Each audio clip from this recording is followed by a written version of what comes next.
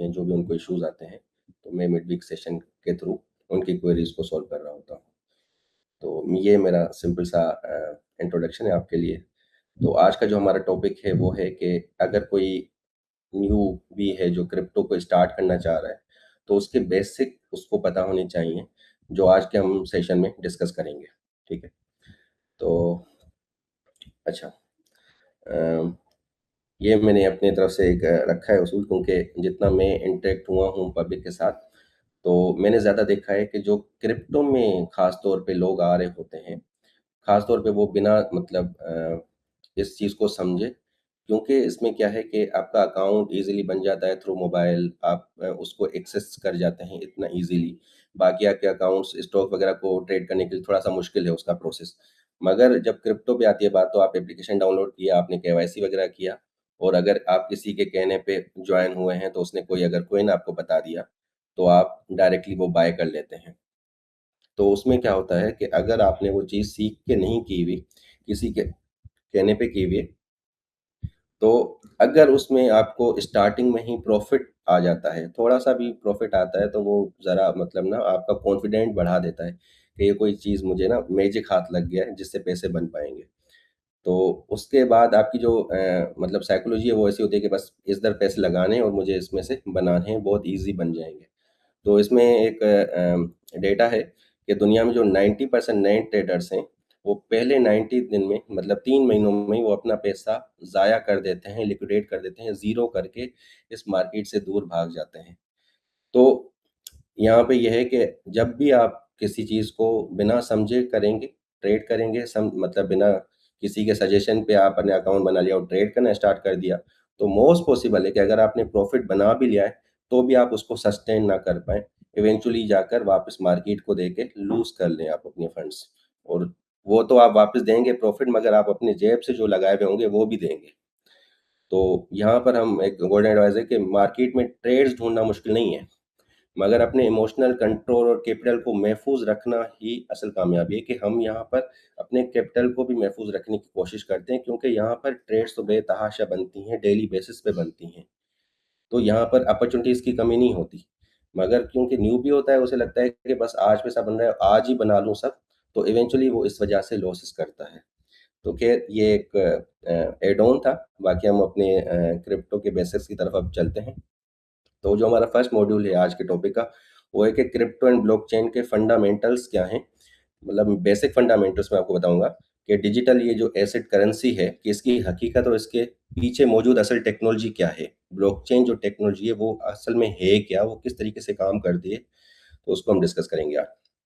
जो ब्लॉकचेन की असल में जो टेक्नोलॉजी है, उसमें कुछ बेसिक जो टेक्निकल टर्म्स हैं वो मैं आपको बता देता हूँ कि इट्स अ डिस्ट्रीब्यूटेड लेजर। ठीक है? इट्स आप मतलब ये डिस्ट्रीब्यूटेड लेजर है, एक ऐसी डिजिटल बुक या डेटाबेस जो दुनिया भर के हज़ारों कंप्यूटर्स में डिसेंट्रलाइज़ तरीके से सिंक होती है। मतलब यह एक लेजर ऐसी बुक है, जो भी इसको माइन कर रहे हैं या जिसको वेरीफ़ाई कर रहे हैं, उनके कंप्यूटर में इसका डेटाबेस इन होता है।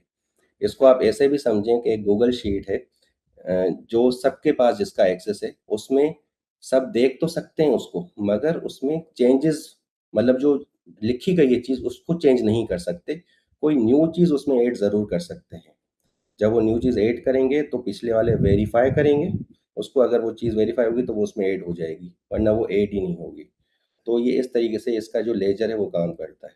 अच्छा, इट्स अ इम्यूटेबल, मतलब ये नाकाबिले तब्दील। एक बार ट्रांज़ैक्शन रजिस्टर हो गई ब्लॉकचेन पे, तो दुनिया का हैकर या कोई भी पावर रखने वाला बंदा वर्ल्ड में इसको तब्दील या बदल नहीं सकता, मतलब बदल नहीं सकता। इसमें अगर ट्रांज़ैक्शन रजिस्टर हो गई, तो वो हो गई। ठीक है? अच्छा, इसमें ज़ीरो टैक्स आर्किटेक्चर का मतलब है कि payments direct peer to peer जाती हैं। मतलब इसमें कोई मिडलमैन इन्वॉल्व नहीं होता, जो आपकी मतलब पेमेंट को प्रोसेस कर रहा हो। मिडलमैन लाइक में और आपके बीच में एक बैंक मिडलमैन है, जो उसके प्रोसेस करवा रहा है ट्रांज़ैक्शन को। तो इसमें क्या है कि आप और दूसरा जो बंदा है उसके बीच में कोई मिडलमैन नहीं है। आप पीयर टू पीयर ट्रांज़ैक्शन करेंगे। इसमें जो वेरिफ़िकेशन प्रोसेस है वो कंप्यूटर्स खुद उसको वेरीफ़ाई कर रहे होते हैं कि ये ट्रांज़ैक्शन ठीक है या नहीं है ठीक। और जो उसके बैकएंड जो भी कंप्यूटर्स लगा के बैठे हुए हैं, वो भी ऐसा नहीं है कि वो मैनुअल प्रोसेस कर रहे होते हैं। वो कंप्यूटर एनर्जी खुद उसको सॉल्व कर रही होती है कि ये हालाँकि जो ट्रांज़ैक्शन हुई है, ये वेरिफ़ाइड कर रहे हैं और जितनी ज़्यादा कंप्यूटर उसको वेरीफ़ाई करते हैं ट्रांज़ैक्शन को, तो वो कंप्लीट ट्रांज़ैक्शन कहलाती है। मैं आपको आगे चल के उसको बताता हूँ। इसकी मतलब ये कुछ बेसिक्स हैं, है तो बहुत बड़ी ब्लॉकचेन टेक्नोलॉजी, इसके बहुत चीज़ें हैं। इसमें फिर हम डीप जाएँगे कभी या इसको डिस्कस करेंगे, मगर अभी के लिए आप इसको इतना समझें। अच्छा, ये जो ब्लॉकचेन है तो ट्रांज़िशन को अगर हम इसको कहें कि ये सिम्प्लीफाई वर्क कैसे करता है, इसका जो फ्लो होता है। जब भी आप ट्रांज़िशन प्रोसेस करते हैं ब्लॉकचेन पे, ऑन चेन पे, मतलब आप अपनी एड्रेस से किसी और एड्रेस पे फंड्स ट्रांसफ़र कर रहे हैं, तो जैसे ही आप इनिशिएट करते हैं ट्रांज़िशन, तो वो ब्रॉडकास्ट हो जाती है ट्रांज़िशन नेटवर्क के हज़ारों कंप्यूटर्स में फैल जाती है। मतलब जितने भी कंप्यूटर्स इसको वेरीफ़ाई करने के लिए बैठे हैं, जो माइनर्स लगा के बैठे हुए हैं, उनके पास ये ट्रांज़िशन आ जाती है। फिर उसमें से क्या होता है कि जितना भी जिसका मतलब आप समझें कि उसकी जितनी स्पीड तेज़ होगी कंप्यूटर के, हर जैसे आपके पास अपडेटेड मॉडल्स होते हैं, जितना जिसका कंप्यूटर तेज़ होगा, वो उसको जो मैथमेटिकल क्वेज़ है उसको वेरीफ़ाई मतलब वो पहले सॉल्व करेगा और जो पहले उसको सॉल्व करेगा, उसको दिया जाता है। मतलब ये आप समझें कि क्रिप्टो में ये सारी चीज़ें लिखी गई हैं पहले। अच्छा, तो जब प्रोसेस होता है और उसने मतलब क्वेरी सॉल्व कर लिया, तो उसको ट्रांज़ैक्शन वेरीफ़ाई करने का मौका मिलता है। जब वो ट्रांज़ैक्शन वेरीफ़ाई करता है, तो बाकी जो कंप्यूटर्स हैं, जो भी ओवरऑल द वर्ल्ड पड़े हुए हैं, जो इसको माइन कर रहे हैं, वो इस ट्रांज़ैक्शन को फिर से वेरीफ़ाई करते हैं कि हालाँकि ये जो ट्रांज़ैक्शन इसने वेरीफ़ाई किया, क्या ये हम भी वेरीफ़ाई करें, इसको कन्फर्म करें। फिर वो वेरीफ़ाई करते हैं, तो इसमें कन्फर्मेशन ज़्यादा होती जाती हैं और वो एक ब्लॉक की सूरत में चेन में रजिस्टर हो जाता है कि ये ट्रांज़ैक्शन हो चुकी। जब सेटल हो गई ट्रांज़ैक्शन ब्लॉक में, उसके बाद कंप्लीट हो जाती है। इसमें कोई मिडलमैन की ज़रूरत नहीं पड़ती कि जो कंप्यूटर्स हैं, जैसे मैं अगर कंप्यूटर लगा के बैठा हूँ, तो कंप्यूटर खुद ये काम करेगा। मुझे ऐसे मैनुअली उसको प्रोसेस नहीं करना पड़ेगा।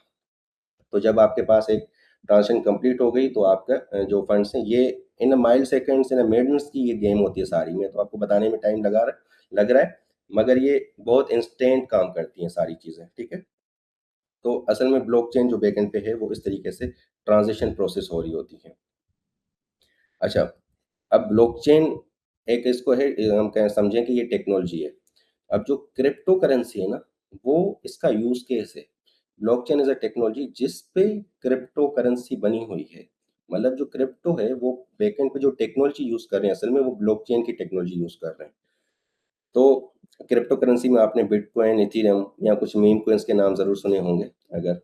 तो मैं आपको जस्ट यहाँ पे बताना चाह रहा हूँ कि क्रिप्टो करेंसी और जो ट्रेडिशनल हमारी फियाट करेंसी है, उसमें क्या डिफरेंसेस हैं और उससे कैसे मतलब वो चेंजेस हैं इसमें। हम अगर फियाट करेंसी को अगर मैं डिस्कस करूँ, तो इट्स अ सेंट्रल कंट्रोल, मतलब जो हमारी फियाट करेंसी है, उसको हमारी गवर्नमेंट बॉडी या स्टेट बैंक उसकी सप्लाई को कंट्रोल करते हैं, ठीक है?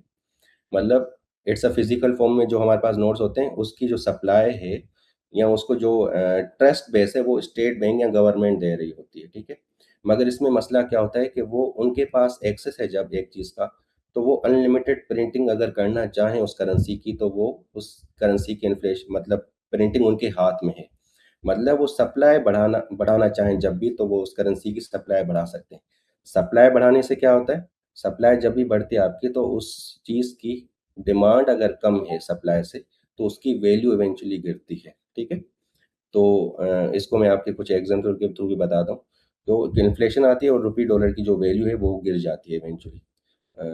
1 मिनट दीजिएगा मुझे ज़रा, मैं ज़रा वेरीफ़ाई कर लूँ। आप लोगों को आवाज़ आ रही है मेरी? थम्स अप जी कर सर। दें या वेरीफ़ाई हो? चलो बेहतरीन। अच्छा जी, हम वापस आते हैं। मतलब फ़िएट करेंसी में क्या है कि क्योंकि वो अनलिमिटेड उसको प्रिंट किया जा सकता है, उसकी सप्लाई को कंट्रोल किया जा सकता है, बढ़ा दिया जा सकता है, तो उसमें इन्फ्लेशन आ सकती है। इन्फ्लेशन क्या है कि उसकी जो वैल्यू है इवेंचुअली वो सस्टेन नहीं कर पाएगी और वो डीवैल्यू होता रहेगा विद टाइम। अगर हम इसको ही अगर पाकिस्तानी रुपये की बात करें, कि अगर आप 10 साल पहले करेंसी को देखें, तो उससे जो हम चीज़ बाय कर पाते थे उस वक़्त, या अगर मैं डॉलर से भी उसको कंपैरिज़न करके देखूँ, कि अगर आपका 2016 में $1 इज़ इक्वल टू 100 रुपीज़ था, तो उसकी आज वैल्यू है $1 इज़ इक्वल टू 280 रुपीज़। तो ये क्या है? ये आपके इन्फ्लेशन है, कि मतलब आपकी जो मनी है उसकी सप्लाई बढ़ी है, डॉलर की सप्लाई नहीं बढ़ी। हालाँकि मतलब आप समझेंगे, अभी जैसे हम कहते हैं कि गाड़ियाँ महँगी हो गई हैं, तो वो क्यों हुई हैं? आपकी एक जो क्योंकि आपकी गाड़ियाँ इम्पोर्टेड हैं, आप डॉलर्स में बाय कर रहे हैं, तो अगर आपने एक चीज़ 2016 में 10 लाख की बाय कर रहे थे, मीन्स $10,000 की अगर कोई चीज़ आप बाय कर रहे थे अगेंस्ट 10 लैक्स, तो अभी भी अगर आपको वो चीज़ 10,000 की बाय करनी है तो आपको 28 लैक्स पे करने पड़ेंगे। ये है कि मतलब ये इन्फ्लेटेड होने की वजह से इसकी वैल्यू कम हुई है हमारे पीकेआर की। महँगाई इसी वजह से होती है। ख़ैर हम इसमें डीप जा रहे हैं। तो इसके अगेंस्ट अगर हम क्रिप्टो करेंसी की बात करें, तो it's a modern digital cash. ये आपके वॉलेट्स में नज़र आ रही होती है। इसमें कोई ऐसे नोट्स या कॉइन्स नहीं हो रहे होते जो आपके इन हैंड हों। तो इट्स अ डिसेंट्रलाइज़्ड करेंसी इसको कहा जाता है। इसका कोई एक एडमिन, ओनर या बैंक नहीं होता, मतलब जो इसे ओन करे। इसे पब्लिक ओन कर रही होती है, ठीक है?